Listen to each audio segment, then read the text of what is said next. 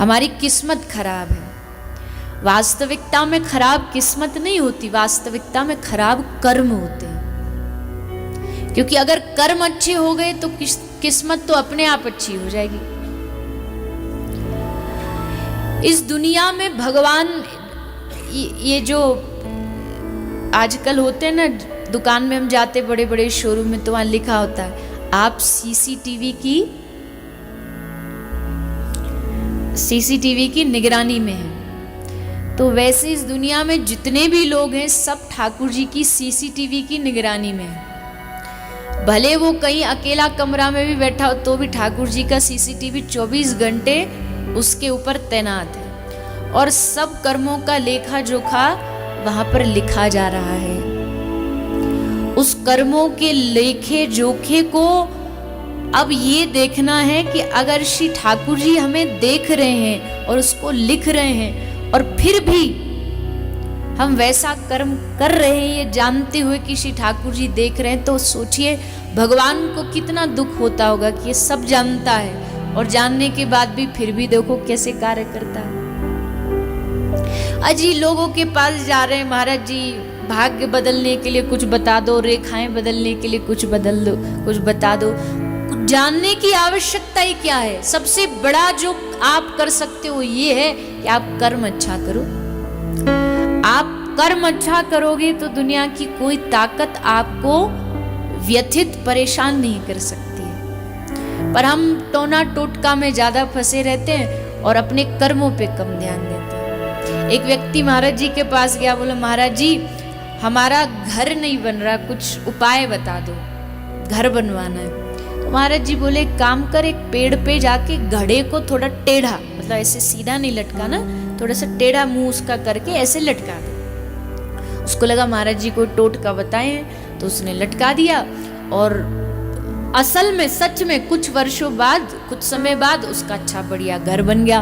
बड़ा खुश होता है, महाराज जी आपने तो इतना बढ़िया हमको टोटका बताया कि हमारा घर बन गया। तो महाराज जी ने कहा रे पगले, मैंने कोई टोटका वोटका नहीं बताया, तूने घड़ा लटकाया तो मुझे पता था कि अगर वो घड़ा थोड़ा लटका रहेगा पेड़ पर तो कोई ना कोई पक्षी, कोई ना कोई चिड़िया आकर के उसमें अपना घर, अपना घोंसला बनाएगी और वहां आकर के कोई पक्षी रहेगा और जो घर बनाएगा उसकी जो दुआ है, उसका जो आशीर्वाद है वो तुझे प्राप्त होगा और उस आशीर्वाद से तेरा घर बनेगा। इसमें कोई टोना टोटका नहीं है।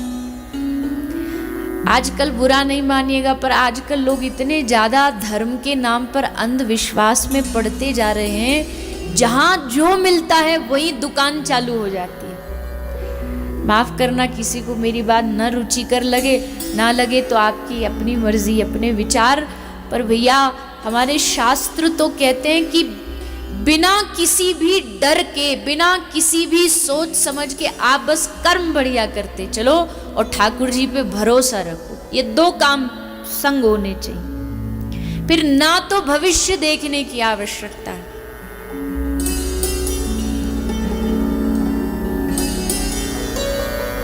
अच्छा अब देखो, हम यहां सब बैठे हैं, हमको नहीं पता हमारी मृत्यु कब होने वाली है।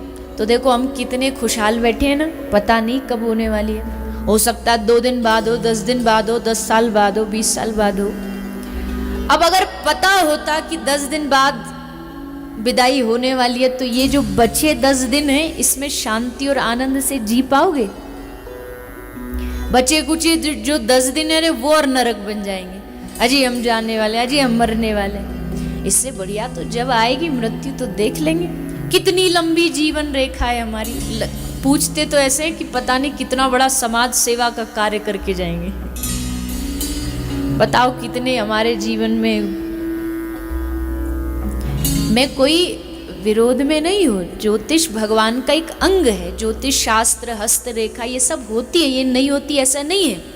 शास्त्र भी है, भगवान का ये अंग भी है।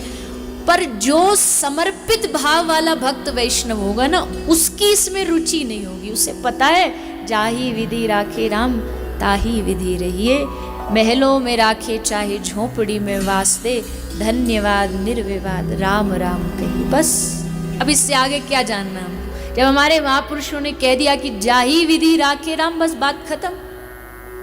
अब दुख दे सुख दे, दुख को सुख में बदल दो, कुछ कर दो, इस सब की फिर कोई आवश्यकता नहीं रहती। तो इसलिए कर्म बहुत आवश्यक है। अगर कर्मों पर विश्वास नहीं रखोगे तो डरते रहोगे। डर डर के मारे देखा नहीं लोगों के 10-10 हाथ में अलग अलग ग्रहों की अंगूठियां होती हैं, ये इस वाले की है, वो उस वाले की है। ग्रह कब आप पर असर करेंगे? ग्रह तब आप पर असर करेंगे जब आप भक्ति से दूर होंगे। लेकिन जब ग्रहों को भी पता होगा कि ये हमारे ठाकुर जी का भक्त है, तो बिगाड़ना तो छोड़ो, दूर दूर तक आपके सामने आने की हिम्मत नहीं करेंगे। बस उनको पता होना चाहिए कि हाँ ये हमारे ठाकुर जी का भक्त है, तो इससे तो भैया प्रणाम करो और आगे बढ़ो, इससे हमारा कोई झंझट नहीं है। तो ये समझदारी कोई गुरु कृपा से ही मिलती है, अन्यथा तो लोग बस ऐसी अंधश्रद्धा में, अंधविश्वास में भटकते ही रहते। कर्मों पर विश्वास करिए। कर्म तो इतने प्रबल होते हैं कि इस जन्म में नहीं, कितने जन्मों तक हमारे संग चलेंगे ये हम कोई बता नहीं सकता। दादा भीष्म की कथा आती है कि दादा भीष्म कहते 50 साल तक तो हमने कुछ बुरा नहीं किया, तो प्रभु ये सैया पर क्यों पड़े हैं हम? भगवान ने कहा 50 तो देख लिए, पर 50 से अगला 51वां देखा आपने? बोले नहीं, वहां तक तो दृष्टि गई नहीं। बोले 51वें पिछले जन्म में आपने एक कीड़ी को लेकर के कांटे पर डाल दिया था, वही कर्म आज आपका सामने आया कि आपको इस बाणों की सैया पर। पितामह भीष्म जैसा महापुरुष अगर कर्मों के उस विधान से नहीं बच पाया, तो हम और आप तो कहां बचेंगे? ये तो वही वाली बात है। एक ऐसी विनोद में सुनाते कि एक बढ़िया सा, एक अच्छा सा रेस्टोरेंट था, उस पर बाहर एक बोर्ड लगा था और बोर्ड पर लिखा था कि भैया यहाँ पर जिसको भी आके भोजन करना है भोजन करके जाओ, कितना भी खाओ, पर बिल आपको नहीं देना पड़ेगा, बिल आपके पोते चुकाएंगे। आपकी आने वाली जो पीढ़ी होगी, पोते, वो आपका बिल चुकाएंगे, तो जिसको भी खाना फ्री। अब एक कोई पहुंच गया समझदार आदमी, उसने सोचा आज ही लूट ले, जितना जगह है ना भर ले स्टोरेज 2-4 दिन के लिए।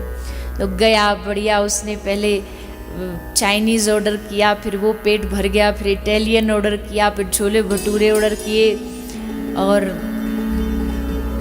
फिर जो भी किया, ज़्यादा बताऊंगी तो फिर वही दिमाग में चलने लगेगा। फिर मीठा ऑर्डर किया, ये भी खा लो, खूब बढ़िया चकाचक उसने माल खाया और खा करके जाने को तैयार ही था कि वेटर बिल लेकर के आ गया। तो उसने कहा कि ये क्या कर रहे हो तुम लोग, झूठे हो, मैं तुम पर केस कर दूंगा कि तुम लोग झूठ बोलते हो, बाहर तुमने बोर्ड पर लिख रखा है कि तुम्हारा बिल तुम्हारे पोते चुकाएंगे, क्यों लिखा तुमने? तो उसने वेटर ने हाथ जोड़ के कहा कि भाई साहब ये बिल आपका नहीं है, ये बिल आपके दादाजी का है, चुकाओ। कितना भी बचने की कोशिश करो, जो खाओगे बिल तो तुमको ही चुकाना पड़ेगा, बिल कोई और नहीं चुकाता। तुम्हारे जो कर्म हैं उसका परिणाम तुमको ही भोगना पड़ेगा, कोई और नहीं भोगेगा। लाख बचने का प्रयास करो, पर उनका भुगतान हमें करना पड़ता है।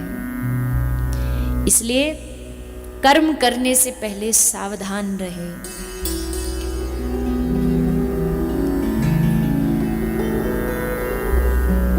ये कर्मों की जो रीत है, ये भगवान ने खूब अनेकों बार श्रीमद् भागवत जी में ब्रजवासियों को समझाई। जब ब्रजवासी कहते कि इंद्र हमारा अन्नदाता है, इंद्र ने हमको जीवन दिया है, भगवान ने कहा कर्म ना जायते जंतु कर्म नैव विलीयते, सुखम दुखम भयम क्षेमम कर्म नैवाभिपद्यते। हे पिताजी, बाबा, ये क्या बोल रहे हो? इंद्र तुम्हारा अन्नदाता है, इंद्र तुम्हारा जीवन दाता? नहीं नहीं नहीं, इस दुनिया में कोई किसी का अन्नदाता और जीवन दाता नहीं। सुखम दुखम भयम क्षेमम जन्म मृत्यु, सब कुछ जो करने वाले वो आपके स्वयं अपने कर्म है। कहीं कोई अभिमान में फूला फिरता हो कि हम उसका घर चला रहे हैं, हम उसका जीवन चला रहे हैं, नहीं नहीं नहीं। सुखम दुख, यहाँ सुख दुख का भी जो भी भुगतान है वो हमारा अपना ही किया गया है। इसलिए जब भी हमारे ऊपर कोई कष्ट आता ना तो हम भगवान से कहते, अरे ऊपर वाले तूने ऐसा क्यों किया। पर गलती ऊपर वाले की क्या है? उंगली ऊपर जाती है हमेशा उनकी ओर, पर कर्म का सिद्धांत जानोगे तो उंगली अपनी ओर जाएगी कि मेरा ही कोई दोष रहा होगा जो आज मुझे परिस्थिति सहन करनी पड़ रही है, और अगर किया है तो चलो उसका भुगतान करना पड़ेगा। क्या रास्ता है दूसरा? कोई भी कर्म आपका पूर्व जन्म का किसी भी रूप में आ सकता, कोई रिश्तेदार के रूप, परिवार वाले के रूप में आ सकता। कई लोग होते हैं बोले हमारे परिवार का ये संबंध दिन रात हमें परेशान करता है। क्यों करता है? क्योंकि पिछले जन्म का कोई उससे हिसाब अभी चुकता बाकी है, इस जन्म में वो चुकाना पड़ेगा। ये रिश्ते तो वह बन गए हैं कि ये इसका चाचा, ये इसका पिता, ये इसका पुत्र, ये इसका भाई, ये सब बन गए, पर असल में सबका पिछले जन्म का हिसाब खाता चल रहा है। तो पिछला तो चलो जो है वो भोगना पड़ेगा, पर इस जन्म में भी ऐसा करके कि आगे के वो जन्म में न भोगना पड़े, इसलिए कर्म का विशेष ध्यान रखें।